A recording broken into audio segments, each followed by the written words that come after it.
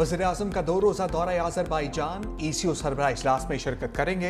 Airport पर Azerbaijan के वज़ीर सकाफ़त आदिल करमली, पाकिस्तान में सफ़ीर खिज़र फरहादोव, पाकिस्तानी सफ़ीर कासिम मोहिउद्दीन और आला सफ़ारती और हुकूमती एहलकारों ने वज़ीर-ए-आज़म और पाकिस्तानी वफ़द का इस्तकबाल किया। नायब वज़ीर-ए-आज़म इसहाक डार, वफाकी वज़ीर इत्तलात ताड़र और वज़ीर-ए-आज़म के मामले ख़ुसूसी तारिक फ़ातमी भी उनके हमरा हैं। शहबाज शरीफ रुकन ममालिक के दरमियान तिजारत, ट्रांसपोर्ट, राबतों और तवानाई के शोबे में ताउन पर बात करेंगे। वज़ीर-ए-आज़म इलाकाई और आलमी अमूर पर पाकिस्तान का नुक्ता नज़र पेश करेंगे।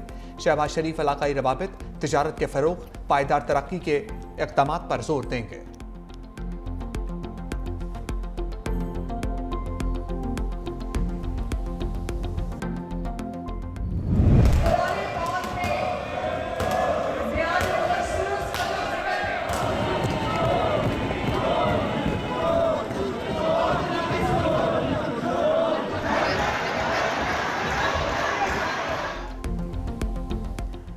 पंजाब असम्बली में ओपोजिशन के 26 अरकान के खिलाफ नाअहली रेफरेंस इलेक्शन कमीशन में दायर। रेफरेंस में कहा गया हंगामा आराई, बदतमीजी और स्पीकर की रूलिंग को नज़रअंदाज करने पर कार्रवाई की गई है। स्पीकर के बार बार कहने के बावजूद अरकान ने ऐवान में नस्ब व ज़ब्त बहाल नहीं होने दिया। गैर पार्लिमानी अल्फाज, शोर शराबा और बदनज़मी पर कार्रवाई की सिफारिश की गई। अरकान ने जानबूझकर कार्रवाई में खलल डाला। शोर शराबे के बायस असम्बली की कार्रवाई मुअत्तल करना पड़ी। स्पीकर ने 26 MPs को नाअहल करने के लिए फहरिस्त इलेक्शन कमीशन में जमा करवा दी।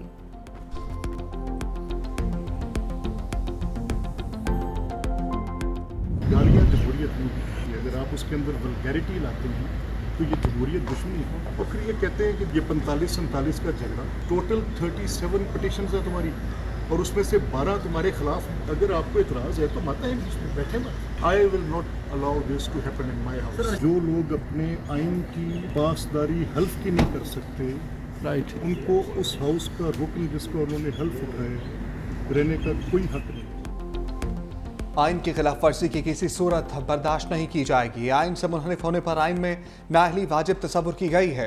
स्पीकर पंजाब असम्बली मलिक अहमद खान की इलेक्शन कमीशन हुकाम से मुलाकात। कहा 26 अपोजिशन अरकान के खिलाफ पहले ही रेफरेंस दायर हो चुका है। आज सिर्फ इलेक्शन कमीशन से कुछ अहम कानूनी मामला पर राय लेना आया था। जो लोग गालियां दें, तोड़ फोड़ करें, वो किसी रायत के मुस्तहिक नहीं। PTI वालों ने फार्म 47 का तमाशा लगाया हुआ है।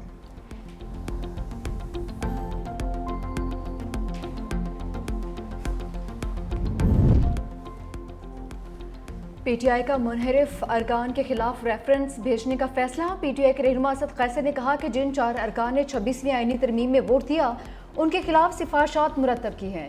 ये अरकान PTI के टिकट पर जीते थे और उन्होंने कुरान पर हल्फ उठाकर पार्टी से वफादारी का अहद किया था। जल्द रेफरेंस स्पीकर को भेजा जाएगा। देखते हैं वो क्या कार्रवाई करते हैं। मुनहरिफ अरकान में चौधरी उस्मान अली, मुबारक ज़ेब, औरंगज़ेब खिच्ची और ज़ुहूर कुरैशी शामिल हैं।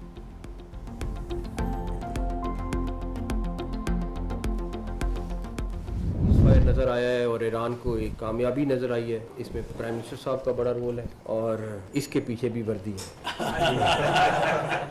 भारत ने एक बेस के ऊपर तकरीबन 11 के करीब मिसाइल फायर की। आप यकीन करें, एक भी मिसाइल किसी जहाज़ को या किसी को नुकसान, कोई बेस के आगे गिरा, कोई बेस के पीछे गिरा, कोई बेस के साइड। आर्मी चीफ उस वक्त बिल्कुल सॉलिड खड़े हुए थे, कोई उनको परेशानी नहीं थी और बिल्कुल क्लैरिटी के साथ थे कि इन्होंने हमारे पे हमला किया तो ये उससे 4 गुना ज़्यादा भुगतेंगे और उन्होंने भुगता। ईरान इसराइल सीज़ फायर के पीछे भी वर्दी है। जंग बंदी में वज़ीर-ए-आज़म शहबाज शरीफ का अहम किरदार था। वफाकी वज़ीर दाखिला मोहसिन नकवी के उलमा कराम के साथ प्रेस कॉन्फ्रेंस।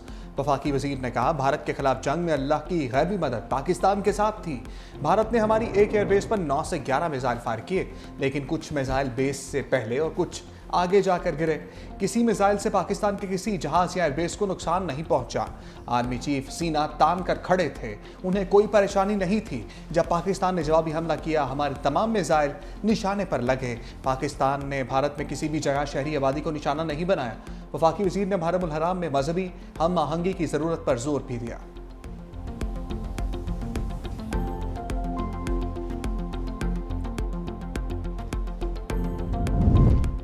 ख्वाजा आसिफ की तनकीद पर स्पीकर कौमी असम्बली सरदार अय्याज सादिक का इजाफी तनख्वाह लेने से इनकार। वज़ीर-ए-आज़म के नाम खत भी लिख दिया। स्पीकर ऑफिस ज़राए के मुताबिक सरदार अय्याज सादिक ने लिखा, मेरा तनख्वाह से कोई ताल्लुक है, ना ही दिलचस्पी है। तनख्वाह बढ़ाने का फैसला वज़ीर-ए-आज़म और वफाकी काबीना का इख्तियार है। बेशक मेरी तनख्वाह ना बढ़ाएं, मेरा कोई मुतालबा नहीं है।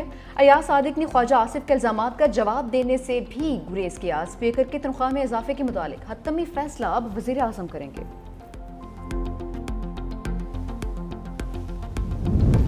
सूबाई वज़रा की लीव अलाउंस में इजाफे का फैसला। पंजाब हुकूमत का वज़रा, स्पीकर और डिप्टी स्पीकर का लीव अलाउंस तनख्वाह के बराबर करने का फैसला। पंजाब के अवामी नुमाइंदों के कवानीन का तरमीमी बिल सूबाई असम्बली से मंजूर। तरमीमी बिल के तहत Punjab minister salary allowance privilege act में तरमीम की जाएंगी। तरमीम के बाद छुट्टी पर तनख्वाह की कटौती नहीं होगी। सूबाई वज़रा को 9,60,000, स्पीकर को 9.5 लाख और डिप्टी स्पीकर को 7,75,000 रुपये मिलेंगे।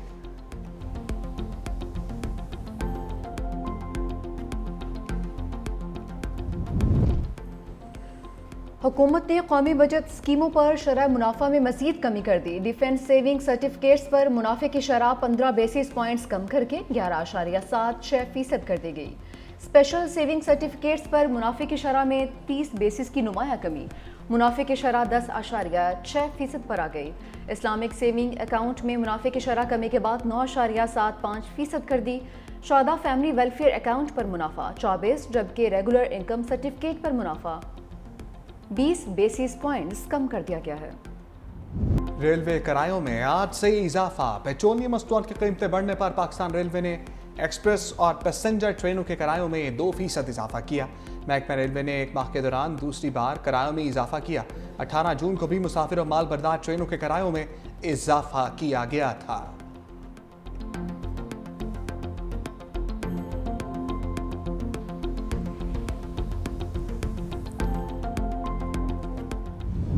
नून लीग के सीनियर रहनुमा का पीटीआई को एहतजाजी सियासत छोड़कर मुज़ाकरात का मशवरा। वज़ीर दिफा ख्वाजा आसिफ ने कहा कि चाहते हैं पीटीआई से मुज़ाकरात में खुलकर तमाम बातें हों। सियासी जमातों में इत्तफाक़ी राय से तमाम बातें तय होती हैं। तहरीक इंसाफ में आपस में ही इत्तफाक नहीं रहा। ख्वाजा साद रफीक ने कहा कि बानी पीटीआई अपने सीनियर साथियों की राय से इत्तफाक करें तो बातचीत हो सकती है। मुहर्रम के बाद भी एहतजाजी तहरीक कामयाब नहीं होगी। पाकिस्तान को इस वक्त नए मिसाक जमहूरियत की ज़रूरत है।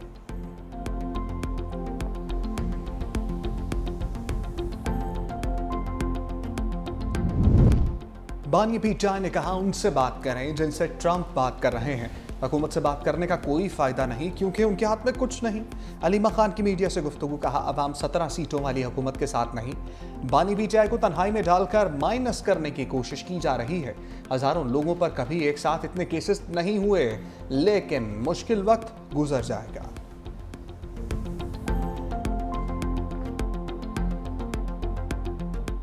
आज भी पीटीआई के बानी जेल में है, पीटीआई की सियासत की वजह से जेल में। वो खुद अपने दुश्मन है। अली अहमद गुंडापुर को या पीटीआई को अपोजिशन की जरूरत नहीं है, वो खुद अपनी अपोजिशन खुद है। जमात इस्लामी की हमेशा यही एक पॉलिटिक्स रही है कि जमात इस्लामी ने कभी जिंदगी में जो है वो कोई काम नहीं किया सिवाय तनकीद के, मुजाहरों के और मसलों के। 93,118 टीचर्स को अभी भर्ती किया है। पाकिस्तान की हिस्ट्री में सबसे बड़े में बड़ी भर्ती हुई है कि 93,000 लोगों को एक साथ भर्ती किया गया है।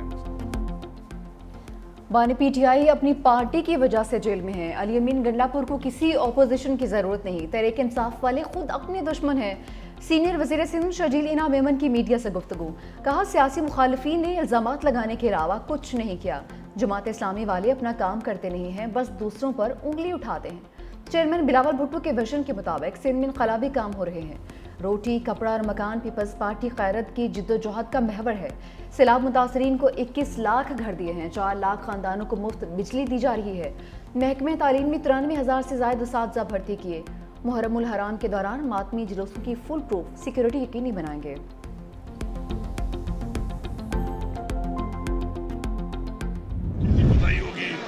होगी उसको। बाकी जो रिक्रूटमेंट कैंपेन है वो विकास बोर्ड होगी। कोई भी एग्जामिनेट नहीं है, चाहे ताकतवर भी है, जिसने रिक्रूटमेंट की है वो सारे के सारे रिक्रूटमेंट खत्म की जाएगी, फिर सवाल नहीं की जाएगी। फैसल करीम कुंजी काउंसलर की सीट नहीं जीत सकते, हमारी हुकूमत खत्म करने की बात कर रहे हैं। वज़ीर आला खैबर पख्तूनख्वा अली अमीन गंडापुर ने गवर्नर केपी को तनकीद का निशाना बना दिया। कहा सानह इस बात में जिस जिसकी कोताही होगी उसे सजा दी जाएगी। कहा कोई कितना भी ताकतवर क्यों ना हो सजा से बच नहीं सकेगा।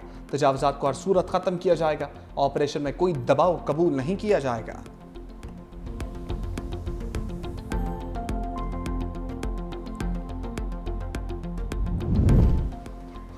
तहरीक इंसाफ के रहनुमा असद कैसर की सऊदी सफ़ीर नवाफ बिन सईद अल मालकी से मुलाकात, दो तरफ़ा ताल्लुकात, खिते की मजमूई सूरत-ए-हाल और बाहमी दिलचस्पी के अमूर पर तबादला ख्याल। असद कैसर ने कहा कि सऊदी अरब के साथ अपने दरीना बरादराना ताल्लुकात को पाकिस्तान कदर की निगाह से देखता है। पाकिस्तान सऊदी अरब के साथ ताल्लुकात को मज़ीद मुस्तहकम बनाने का ख्वाह है। दोनों बरादर ममालिक मज़हब, अखुवत और तारीख के लाजवाल रिश्तों में बंधे हुए हैं।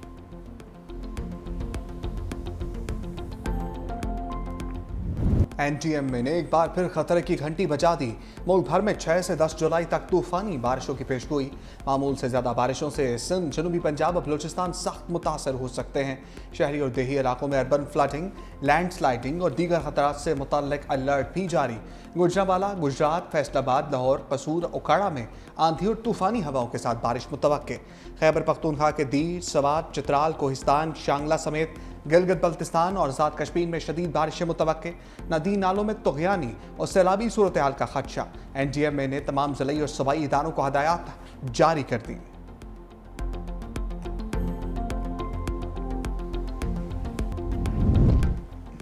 पेशावर हाईकोर्ट का सानिया सवात में गफलत बरतने वालों का जल्द अज जल्द तायुन करने का हुक्म। चीफ जस्टिस पेशावर हाईकोर्ट ने इस्तफसार पर चेयरमैन इंस्पेक्शन टीम ने बताया, सवात का दौरा किया है, तहकीकात में मुख्तलिफ महकमों की कोताही सामने आई है। जस्टिस फ़हीम वली ने पूछा, इमरजेंसी रिस्पॉन्स के क्या इंतजाम हैं? खुदा न खास्ता कुछ हो जाए तो क्या ड्रोन फौरी रिस्पॉन्स मुमकिन है? कमिश्नर हज़ारा ने बताया कि ड्रोन्स लाइफ जैकेट्स पहुंचा सकते हैं। चीफ जस्टिस का ड्रोन्स को टेस्ट करने का हुक्म। कमिश्नर मालाकंड और आरपीओ को रिपोर्ट जमा करवाने की हिदायत भी कर दी। दूसरी जानिब दरियाए सवात में सर्च एंड रेस्क्यू ऑपरेशन आज 7वें रोज भी जारी। रेस्क्यू टीम ने फजागढ़ से लंडाके के दौरान दरिया के मुख्तलिफ हिस्सों में सर्च ऑपरेशन किया। सियालकोट से ताल्लुक रखने वाला नौजवान अब्दुल्ला ताहाल लापता है। यूरोप में सूरज का पारा हाई। स्पेन, फ्रांस, जर्मनी, तुर्की और इटली में 8 अफराद हलाक। जंगलों में आग लग गई। बाज़ इलाकों में दर्जा हरारत 40 दर्जे सेंटीग्रेड से भी बढ़ गया। मुतादिद इलाकों में हंगामी हालत नाफिज। स्विट्ज़रलैंड में दरिया के गर्म पानी की वजह से एक जौहरी रिएक्टर बंद कर दिया गया। उधर बरतानिया में पानी का बहरान सर उठाने लगा। नदी नाले खुश्क होने से ज़ेर ज़मीन पानी की सतह कम हो गई।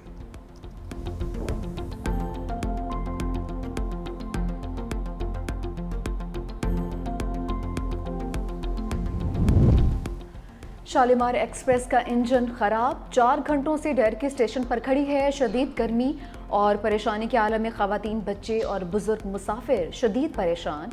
रेलवे हुकाम का कहना है दूसरा इंजन रवाना कर दिया है। ट्रेन जल्द अपनी मंजिल की जानिब रवाना हो जाएगी।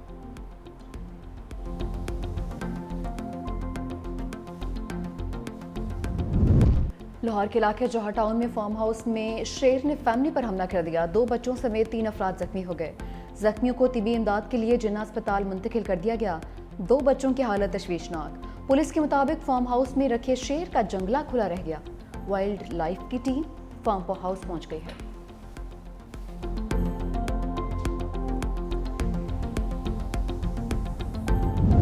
अमरीकी सदर डोनाल्ड ट्रंप और रूसी सदर व्लादिमीर पुतिन में एक बार फिर टेलीफोनिक रब्ता। दोनों रहनुमाओं में 1 घंटा बातचीत। रूस का ईरान का मसला सफारती ज़राए से हल करने पर जोर।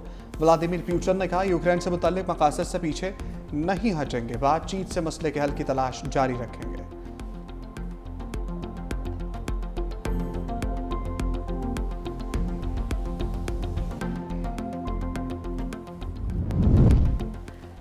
रूस ने अफगानिस्तान में तालिबान हुकूमत को तस्लीम कर लिया। रूस अफगान हुकूमत को तस्लीम करने वाला पहला मुल्क बन गया। रूस ने अफगानिस्तान के नए सफीर की असनाद कबूल कर ली। रूसी सफीर ने अफगान वज़ीर ख़ारजा को रूसी हुकूमत के फैसले से आगाह कर दिया।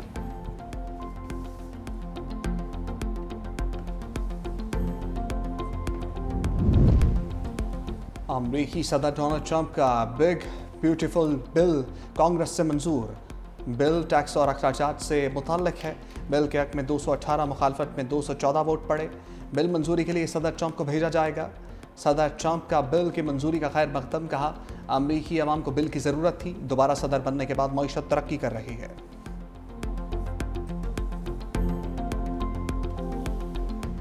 गजा में इसराइली फ़ौज के मजालम में कमी नहीं आई। 24 घंटे में इसराइली बमबारी से 118 से ज़ायद फ़लस्तीनी शहीद। मरने वालों में 12 फ़लस्तीनी इमदाद लेने जा रहे थे। दीर अल-बला में इसराइली फ़ौज की फायरिंग से 3 फ़लस्तीनी शहीद हो गए। सिहोनी ज़ालिम फ़ौज ने मगरबी किनारे में रहने वाले 22 फ़लस्तीनी ख़ानदानों को 7 जुलाई तक निकल जाने का हुक्म दे दिया। इसराइली वज़ीर-ए-आज़म बिन्यामिन नेतन्याहू ने ऐलान किया, हमास को गजा से मुकम्मल तौर पर ख़त्म किया जाएगा। दूसरी जानिब हमास ने गजा में जंगबंदी के लिए ट्रंप के मुआहदे पर गौर शुरू कर दिया है। तर्जुमान का कहना है इसराइल को मुआहदे के तहत गजा से इनखला करना होगा।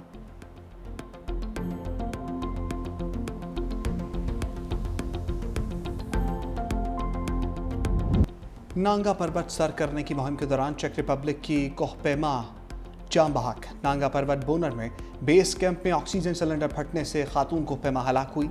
खातून 7 रुकनी ग्रुप में शामिल थी। लाश चल्लास अस्पताल मुंतकिल कर दी गई।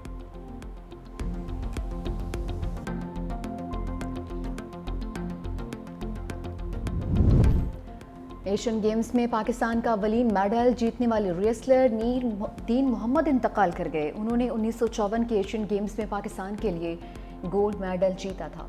रेसलर दीन मोहम्मद पहलवान की उम्र 100 बरस से ज़ायद थी। सूबाई वज़ीर खेल मलिक फैसल अयूब खोखर ने कहा कि रेसलर दीन मोहम्मद की मुल्क के लिए खिदमत नाकाबिले फरामोश है।